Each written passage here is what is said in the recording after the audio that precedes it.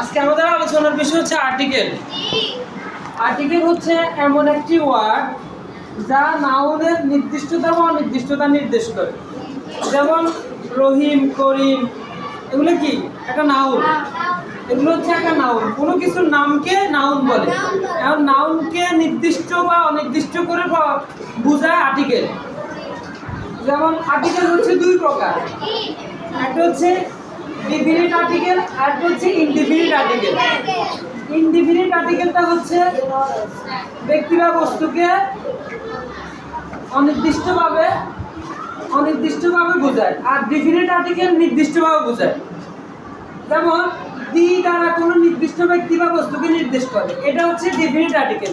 এটা নির্দিষ্ট করে বোঝায়, কোনো ব্যক্তি বা বস্তুকে নির্দিষ্ট করে বোঝায়। যেমন ছেলেটি, ছেলেটি মানে এখন বুঝাইতেছে যে ছেলেটি, এই মেয়েটি, এটা কে করছে? এই মেয়েটি করছে, একেবারে নির্দিষ্ট করি। আর যদি বলি যে এটা একটি,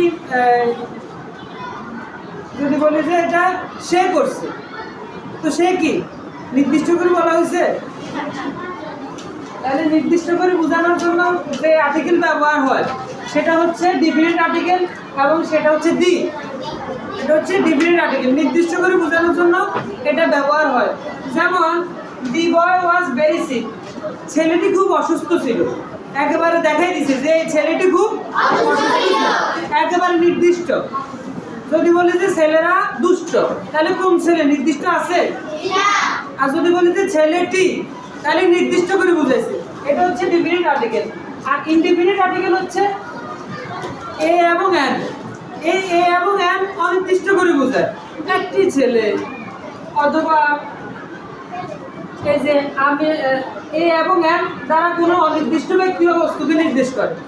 অনির্দিষ্ট, যেমন আই সি এ বার্ড, তাহলে আমি একটি পাখি দেখছি। এই একটি পাখি কি নির্দিষ্ট যে এই পাখি একটি পাখি? এটা টিয়া পাখি হতে পারে, ময়না পাখি হতে পারে, যে কোনো পাখি হতে পারে। এটা তো নির্দিষ্ট না যে আমি কোন পাখি দেখছি, একটি পাখি দেখছি, এটা নির্দিষ্ট করে বলা হয় না। আবার he is an honest man, সে একজন সৎ লোক। সে কে? যে কেউ একজন, সে একজন সৎ লোক। তাহলে